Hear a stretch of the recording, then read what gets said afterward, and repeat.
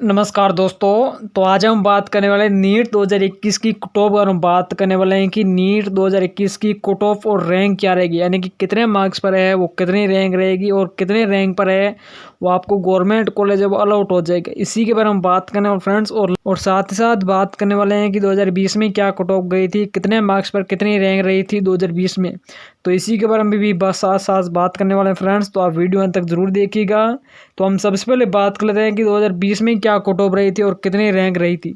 तो मैं आपको बता दूं कि जिस भी कैंडिडेट के 720 मार्क्स थे उसकी रैंक रही थी 1 से 2 के बीच में। फिर उसके बाद 715 जिस भी कैंडिडेट के मार्क्स है उसकी रैंक रही थी 2 से लेकर 6 के बीच है उसकी रैंक रही थी। फिर उसके बाद जिस भी कैंडिडेट के 710 मार्क्स आए थे उसकी रैंक रही थी 6 से लेकर 10 के बीच है उसकी रैंक रही थी। 2020 की बात कर रहा हूँ फ्रेंड्स।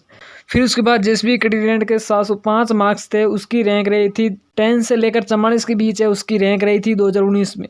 फिर उसके बाद जिस भी कैंडिडेट के 700 मार्क्स थे उसकी रैंक रही थी 44 से लेकर 85 के बीच है उसकी रैंक रही थी।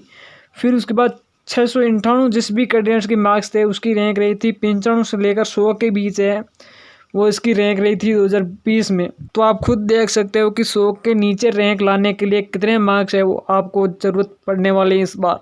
और साथ ही साथ मैं आपको ये बता दूं कि पिछले के मुकाबले वो इस बार कम कट ऑफ जाएगी, यानी कि जिस भी कैंडिडेट के 715 मार्क्स आ रहे हैं उसकी जो रैंक है वो इस बार 1 से लेकर 2 के बीच है वो इसकी रैंक रहने वाली है।